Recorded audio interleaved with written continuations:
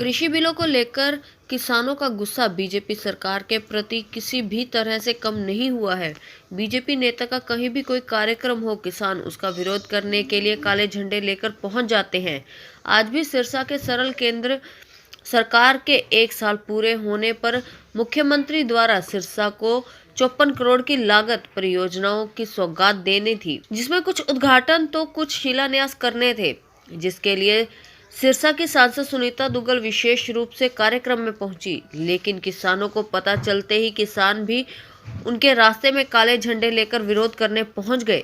हालांकि सांसद सुनीता दुग्गल ने कार्यक्रम में शिरकत की और कहा कि मुख्यमंत्री ने प्रदेश में एक समान विकास कार्य किए हैं। वहीं किसानों को भी समझाने की बात कही और कार्यक्रम के अंत में अपने काफिले के साथ बिना किसानों को मिले निकल गई।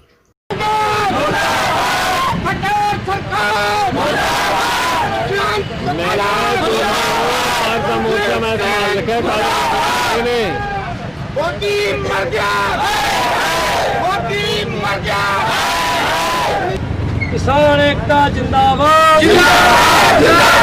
हमें पहले तो इस बात का दुख है कि देश का प्रधानमंत्री हो और बिहार में चुनाव में जाए।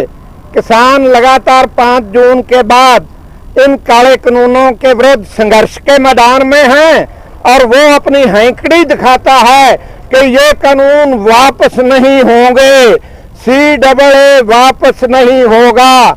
जम्मू कश्मीर में धारा 370 को पुनः बहाल नहीं किया जाएगा। वो सभी बातें जोड़कर अपनी चुनावी रणनीति बनानी चाहता है, परंतु देश का मजदूर, किसान, कर्मचारी, दरमियाना तबका, बुद्धिजीवी आज ये कारपोरेट प्रस्त और सांप्रदायिक नीतियों के विरुद्ध संघर्ष के मैदान में हैं। वो उनके पास शब्द जाल के बिना और कुछ भी नहीं है। वो किसानों को देने के लिए उनके पास कोई आश्वासन नहीं है। 1509 वो धान जो 2500-2600 रुपए पिछले साल तक मंडियों में बिकता था, वो 1500 के आसपास, 1000 रुपया नीचे। नरमा कपास समर्थन मूल्य से नीचे। किसानों को दुष्यंत चौटाला बुलाएंगे तो क्या दे सकते हैं? वो किसानों को बुलाने की बजाय किसानों के पाले में छलांग लगाएं, सत्ता का मोह छोड़ें, कुर्सी त्यागें और ताकि जैसे पंजाब में उनके पुराने पार्टनर उनको छोड़ गए, अकाली दल वाले, वो बीजू पटनायक वाले छोड़ रहे हैं, तेलंगाना राष्ट्रीय समिति वाले छोड़ रहे हैं, इसी तरह जब ये जजपा वाले या हरियाणा के आजाद विधायक उनको छोड़ेंगे तो एक संदेश जाएगा कि हरियाणा का किसान, देश का किसान भारतीय जनता पार्टी की सरकार के विरुद्ध जो अपनी न्यायोचित लड़ाई लड़ रहा है, जिंदा रहने की लड़ाई, स्वाभिमान की लड़ाई, रोटी रोजी की लड़ाई, ये लोग अब उनके साथ मिलकर किसान के पक्ष में आए हैं।